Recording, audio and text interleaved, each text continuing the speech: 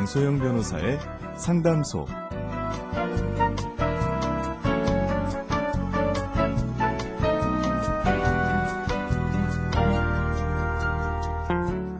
상담소를 찾아주신 여러분 환영합니다. 저는 스페셜 DJ 안미연 변호사입니다. 한 여배우가 만취 상태로 운전을 하다 경찰에 붙잡혔습니다. 여배우는 사고 당시 음주 감지 테스트에서 양성 반응이 나왔지만 정확한 검사를 위해 본인이 직접 혈액 채취 검사를 요구했다는데요. 이번 일로 음주 측정 시 호흡 측정 방식 대신 혈액 감정 방식을 원하는 이유에 대해 궁금증이 더해지고 있습니다. 어떤 이유로 여배우는 혈액 감정 방식을 요구했을까요? 법무법인 승인 안미연 변호사입니다. 우리가 흔히 현장에서 보는 호흡 측정 방식은 운전자의 폐를 통해 배출되는 공기에 포함된 알코올 농도를 측정하는 건데요. 이때 운전자가 호흡 측정 방식에 의한 결과에 불복할 경우 체열에서 혈액을 감정하는 방식을 경찰에 요구할 수 있습니다.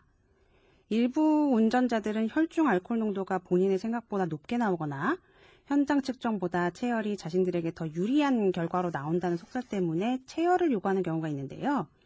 오히려 체열 검사에서 혈중 알코올 농도가 더 높게 나오는 경우가 많다고 합니다. 피를 뽑기 위해서 병원으로 이동하는데 시간이 걸리고 그 사이 알코올이 몸속에 퍼지면서 알코올 수치가 올라가게 되기 때문인데요. 사실 이런 사정을 다 알고 있음에도 불구하고 일부러 체열을 요구하는 경우도 많습니다. 음주운전으로 처벌하기 위해서는 음주 측정 결과가 필요한데 현장에서 음주 측정기를 통해 혈중 알코올 농도가 확인되면 바로 입건과 처벌이 가능하지만 혈액 검사 방식을 택할 경우 결과가 나오기까지 일주일 이상이 소요되기 때문에 그만큼 시간을 벌 수 있다는 생각 때문입니다. 그러나 혈중 알코올 농도 측정이 상당한 시간이 지나서 이뤄졌다 하더라도 위드마크 공식을 적용해서 음주운전 당시의 혈중 알코올 농도를 역으로 계산할 수 있기 때문에 처벌은 결코 피할 수 없습니다. 호흡 측정과 체열 검사의 결과가 불일치하는 경우에 대법원은 혈액 감정 방식에 의한 측정치가 경험치에 더 부합한다고 보고 있기 때문에 호흡 측정 방식으로 측정한 후 혈중 알코올 농도가 생각보다 높게 나왔다라고 해서 무작정 체열을 요구하거나 시간을 벌겠다는 생각으로 체열 검사를 선택하는 것은 오히려 불리하게 작용할 수도 있습니다. 음주운전은 사실 결코 저질러서는 안 될 범죄죠. 처벌을 피해보려는 시도가 오히려 무거운 처벌이라는 결과를 낳을 수 있다는 점 꼭 기억하시고 음주운전은 어떠한 이유로도 결코 생각조차 해서는 안 되겠습니다. 중고거래를 통해 물건을 팔거나 구입해 본 경험 누구나 한 번쯤 있으실 텐데요. 그만큼 중고거래 이용자 간 분쟁도 크게 증가하고 있다고 합니다. 중고거래 시 유의사항, 분쟁 시 대처 방법에 대해 자세히 알아보겠습니다. 이동훈 변호사와 함께합니다. 변호사님 안녕하세요. 네, 안녕하세요. 법무법인 최선의 이동훈 변호사입니다. 변호사님 오늘 양담소 첫 출연이신데 어떠세요? 네, 침대 감사드립니다. 약간 긴장되기는 하는데 네. 청취자분들에게 도움되는 정보 드릴 수 있도록 열심히 해보도록 하겠습니다. 네, 감사합니다. 오늘은 중고거래 이야기를 해보려고 하는데요. 변호사님도 중고거래 경험 있으실까요? 네, 물론입니다. 생활하다 보면 점차 잘 사용하지 않게 되는 물건들도 생겨나게 되고 특히 취미나 여가 활동에 필요한 물건들의 경우에는 구입할 때 생각과 달리 잘 사용하지 않게 되거나 취미 자체가 바뀌게 되는 경우도 종종 생기는 것 같습니다. 제가 잘 사용하지 않는 이런 물건들의 경우 지인에게 건네주기도 애매한 경우도 생길 수도 있고 중고거래를 통해 물건을 필요로 하는 새로운 주인을 찾을 경우에는 거래 당사자 모두에게 이익이 될 수 있다는 점에서 많은 장점을 갖는 거래인 것 같습니다. 요즘 중고거래가 정말 활발하게 많이 이뤄지고 있는데요. 사실 이 중고거래 틈을 노린 사람들에 의해서 사기 같은 범죄가 발생하고 판매자와 구입자 간의 분쟁이 발생하는 경우도 상당히 많나요? 현재 중고거래 시장 상황은 어떤가요?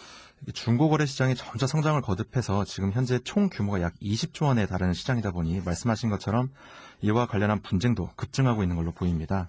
한국인터넷진흥원 자료에 따르면 관련 분쟁 금액이 2018년도에는 2,270억 원이었는데 2020년에는 890억 원으로 급증했다고 합니다. 상당한 규모네요. 어떤 유형의 분쟁이 주로 발생합니까? 우선 관련 통계에 따르면 중고거래 당사자 개인들 간의 분쟁이 주를 이루고 있는 것으로 보입니다.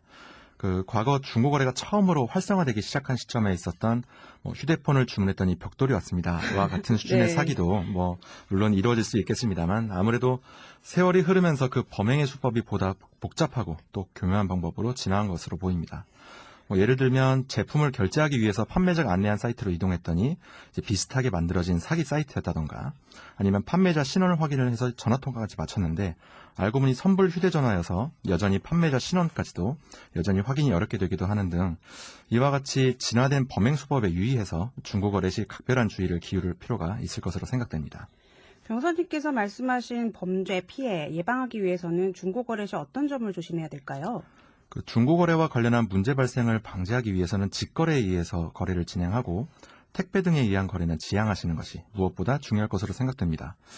만약 부득이한 사정으로 인해서 직거래가 어려우실 경우에는 경찰청에서 제공하는 인터넷 사기 피해 신고 여부 확인 서비스, 또는 이제 더치트와 같은 인터넷 사기 피해 정보 공유 사이트 등을 통해서 판매자의 전화번호나 계좌번호 등을 검색해보는 방법으로 중고거래 사기에 해당하는지 여부를 꼼꼼히 살펴볼 필요가 있을 것 같습니다. 무엇보다 중고거래 시세보다 지나치게 싸게 나온 물건이라거나 판매 이력이 거의 없는 판매자, 아니면 판매를 위한 사용자 계정의 생성 일자가 비교적 최근인 판매자의 경우에는 특히 주의해야 하겠습니다. 변호사님께서 말씀 주신 내용 중에 일단 직거래를 선호하셔야 되고, 그리고 인터넷 사기 피해 신고 여부 확인 서비스 또는 더치트와 같은 사기 피해 정보 공유 사이트를 꼭 이용하라. 그렇게 일단은 주의해야 될 점을 말씀 주셨는데, 이 밖에도 또 주의해야 될 점이 있다면 말씀해 주실까요? 아무래도 중고거래다 보니 물품의 상태에 대해서 판매자가 고지한 설명하고 실제 제품이 상이하다는 이유로도 분쟁이 발생하는 경우가 상당히 많은 것으로 보입니다. 판매자 입장에서는 대수롭지 않은 부분이라고 생각해서 미리 설명하지 않았던 부분에서 판매자와 구매자의 입장 차이가 발생하거나 혹은 환불을 요구하는 과정에서 분쟁이 발생하는 경우도 상당히 많이 확인됩니다. 물건의 하자나 이제 품질 여부에 대한 다툼이 발생할 수 있다는 얘기인데, 중고 물품이다 보니까 사실은 새 제품과 동일한 품질을 보장하기는 어렵잖아요. 그럼 물건을 구매할 때 판매자와 구매자가 어떤 부분을 좀 주의를 해야 될까요? 하자 여부를 포함해서 제품의 중요 부분에 대한 설명은 반드시 사전에 이루어져야 하겠습니다. 구성품 중에 일부가 없어졌다거나 아니면 제품 보증기간이 만료되었는데도 이를 사실과 다르게 고지하는 경우에는 형법상 사기죄로 의율될 가능성도 있겠습니다. 그리고 경우에 따라서는 제품의 정품 여부를 담보하기 위한 정보도 원 구매처 등을 정확하게 고지하는 등의 방법으로 조치할 필요가 있을 것으로 생각이 됩니다. 예를 들어서 정품 여부가 중요하게 판단되는 명품 가방이나 지갑 또는 유명 브랜드 신발과 같은 제품의 경우에는 판매하는 제품의 원 구매처를 거짓으로 밝혔는데 해당 제품이 만약 가품으로 밝혀진 경우에는 사실관계에 따라서 판매자에게 가품 여부에 대한 인식이 있었다고 봐서 이 경우에도 형법상 사기죄에 따라 처벌될 가능성도 배제하기 어렵겠습니다. 판매자로서는 판매하고자 하는 물건과 관련해서 사전에 최대한 자세하게 설명하고, 구매자로서는 제품의 하자 여부에 대한 꼼꼼한 검수를 통해서 향후 발생할지 모를 분쟁에 최대한 대비하는 것이 원론적인 차원에서의 가장 효과적인 대응이 아닐까 생각됩니다. 이게 따로 규제하는 기관이 있거나 한 게 아니라 사인 간의 거래이다 보니까 이런 피해가 많이 발생하는 것 같은데요. 사실 중고거래 피해 규모 보면은 수십만 원에서 수천만 원에 이르기까지 금액이 굉장히 다양하고 크거든요. 사기 사건이 발생했을 때는 어떻게 대처를 해야 될까요?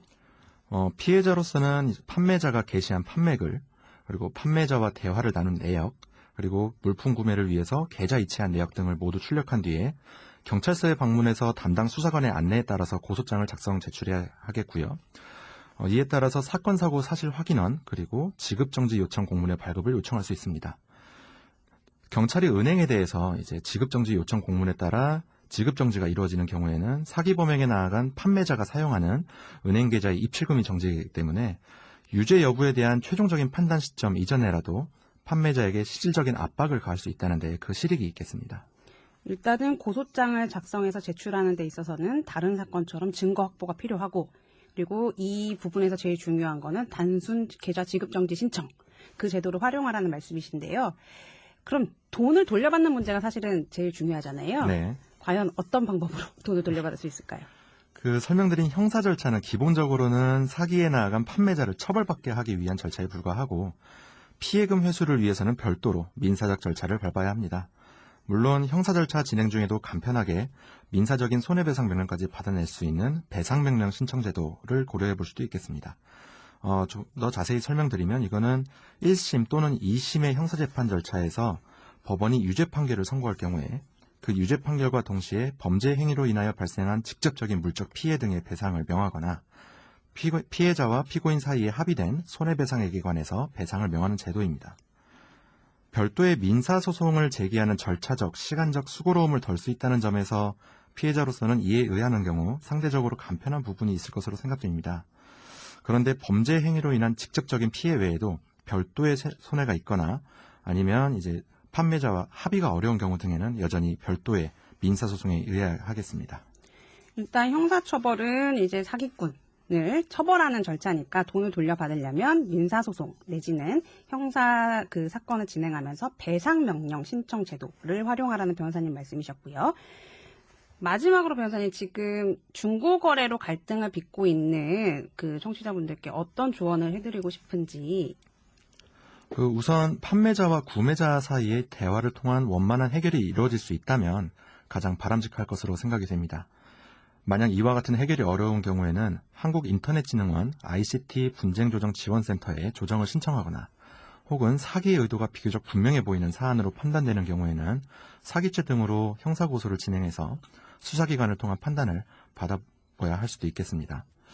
다만 형사사건에 따른 고소조차든 아니면 손해배상을 구하는 민사절차든 시간적으로나 절차적으로나 신속한 해결이 가능하다고 보기는 어려워서 무엇보다도 분쟁의 발생을 사전에 최대한 예방하는 조치가 중요할 것 같습니다. 뭐든지 예방이 중요하군요. 오늘 그 중고거래가 나날이 활성화되고 있는 상황에서 손해보지 않는 안전한 거래를 하기 위한 방법, 그리고 혹시라도 피해가 발생했을 때 어떻게 대처할지에 대해서 이동훈 변호사님과 말씀 나눠봤습니다. 변호사님, 좋은 말씀 감사합니다. 네, 감사합니다. 양소영 변호사의 상담소, 양담소는 내일도 문을 엽니다. 끝곡 패닉의 내 낡은 서랍 속의 바다 들려드릴게요. 저는 안미연 변호사였습니다.